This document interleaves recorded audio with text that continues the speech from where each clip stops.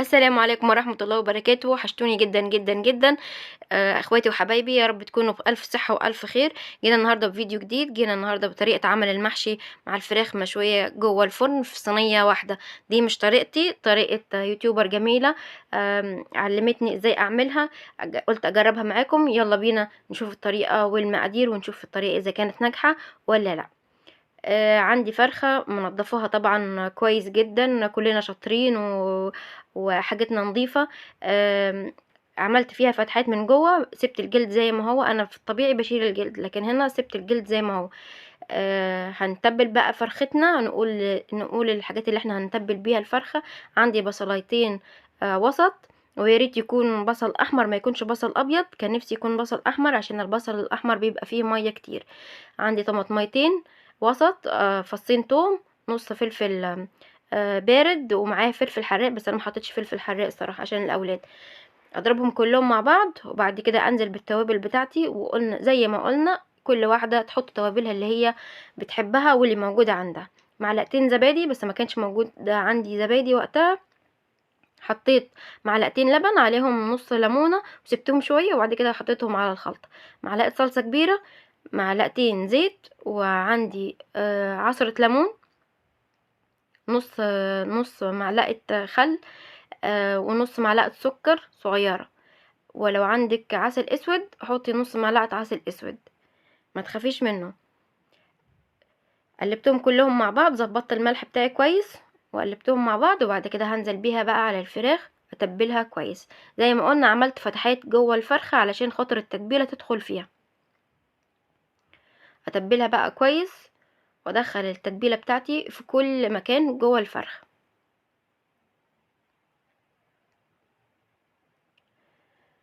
شكرًا لكل حد شاف الفيديو ودعا ليوسف، ربنا يشفيه ويعافيه يا رب. يالّا بينا نقول كده دعوة حلوة من القلب عقبال ما نكمّل التتبيلة بتاعتنا. اللهم صل وسلم وبارك على سيدنا محمد وعلى آله وصحبه وسلم. عد أوراق الأشجار وعد ما أظلم عليه الليل وأضاء عليه النهار. ربنا يشفي مرضانا يا رب، يا رب. يعني ما يتعبش قلب أي أم ولا يحرق قلبها على ابنها أبدًا يا رب. باطلب منكم إن أنتم زي ما دعيتوا ليوسف تدعوا كمان لسلسبيل، ربنا يشفيها ويعافيها ويفرّح أهلها بيها يا رب. ربنا يفرّح قلبِك بيها يا ياسمين، ويفرّح قلب أم يوسف بيه، ويشفيهم ويعافيهم يا رب من كل سوء. ربنا يرزق كل مشتاق إن شاء الله بإذن الله بالذرية الصالحة، وربنا يرزقنا إن شاء الله جميعًا راحة البال والخير يا رب كله. اللهم صل وسلم وبارك على سيدنا محمد وعلى آله وصحبه وسلم. دلوقتي بقى ندخل بقى على إيه، الطريقة اللي أنا باعمل بيها المحشي بتاعي. على حلة كده فاضية، النار طبعًا مولعة النار عليها متوسطة. أنزل حتة دهنة عندي أسيحها، لو عندِك ليا تبقى فظيعة. أسيّح بقى الدهن. عايزة تخلّي اللي فضل منه سيبيه، عايزة تشيليه شيليه. أنزل بشوية زيت ومعاهم معلقتين كمان سمن. أنزل بقى بالفلفل الألوان، أنا في الطبيعي ما باحطش فلفل ألوان، بس النهارده قُلنا بقى نتدلّع شوية قدّام الكاميرا ونحط فلفل ألوان. نزلت بقى البصل بتاعي. البصل ده آآ حوالي 5 بصلايات متوسطة، ده الكيلو رز. هتقولي البصل كتير، لأ البصل هيقل زي ما أنتم شُفتوا كده أهو، مع الزيت والسمن والنار هتلاقيه قَل. أحط شوية ملح بس فوق البصل لحد ما يدبل وياخد لون دهبي. أنزل بمعلقة الصلصة والتوابل بتاعتي زي ما أنتِ عايزة برضه. انزلي بقى بكمية الطماطم. الطماطم تعرفيها إزاي؟ بحوالي عقدة أو عقدة ونُص صباع فوق البصل، وسيبيها شوية فوق مع البصل تتسبك.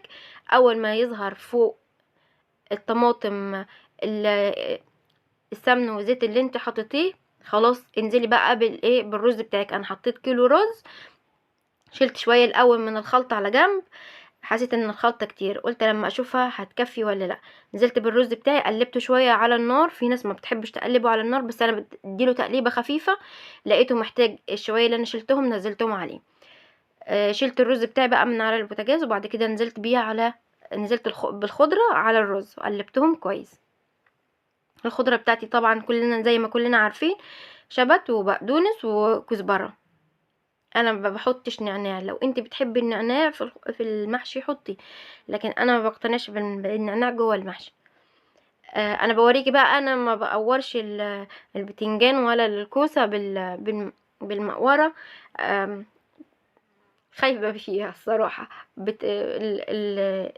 الكوسه او البتنجان بيتخرم مني، لكن انا بستعمل المعلقه، بيكون حرفها كده اهو مدور من تحت. اغلبيه المعالق عندي كده، يعني يوم ما بحب اشتري معالق جديده بشتريها وبنقيها بالطريقه دي، علشان هي دي طريقه سهله وما بتخرمش معايا خالص. حشيت بقى الكوسه والبتنجان. بوريكي ان ما تمليش الرز لحد الاخر، سيبي في فراغ كده بسيط من فوق علشان الرز بتاعك ما ينطرش بره. حطيته انا الكميه دي قليله طبعا، انا كنت بجرب بس، لان ده كان يوم جمعه، وعملت الاكل، سويت الاكل نص الاكل لجوزي عشان يتغدى بعد الصلاه على طول، واحنا بقى مع نفسنا جربنا الافتكاسه دي، وقلنا نشوف الطريقه دي هتطلع حلوه ولا ايه.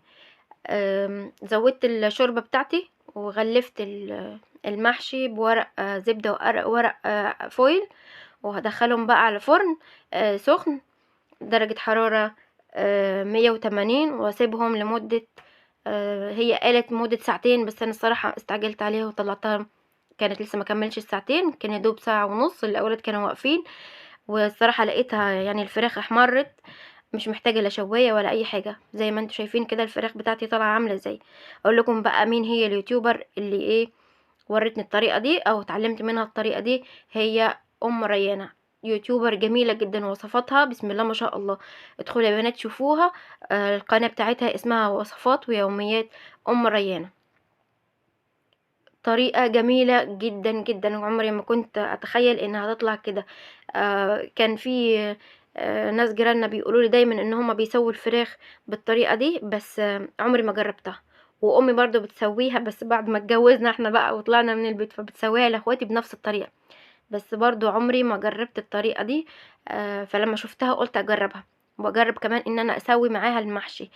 وطلعت الفراخ دايبه بسم الله ما شاء الله. بصوا الفراخ، بصوا الورك عامله ازاي، والصدر برضو بسم الله ما شاء الله عليه. والمحشي برضو استوى وطالع جميل جدا. شلت الفراخ بقى حطيتها في الصينيه، وقلت بقى نغرف كده وندلع نفسنا شويه. برص المحشي. بصوا يحيى بيعمل ايه، مش صابر اصلا، وسحب جزء منها بالخله بتاعت السنان. شفتوا ازاي هي دايبه. نقلت الفرخه في صينيه اكبر وكمان المحشي بتاعه، وقلت ادلع نفسي وارصه رصه ايه مطاعم. بالله عليكم يا بنات متنسوش الدعوه الحلوه ليوسف والسلسبيل، ربنا يشفيهم ويعافيهم يا رب. كان عندي فاضل مني شويه ورق عنب حطيتهم عليه. لو عجبك الفيديو متنسونيش في اللايك والشير وسبسكرايب. مع السلامه.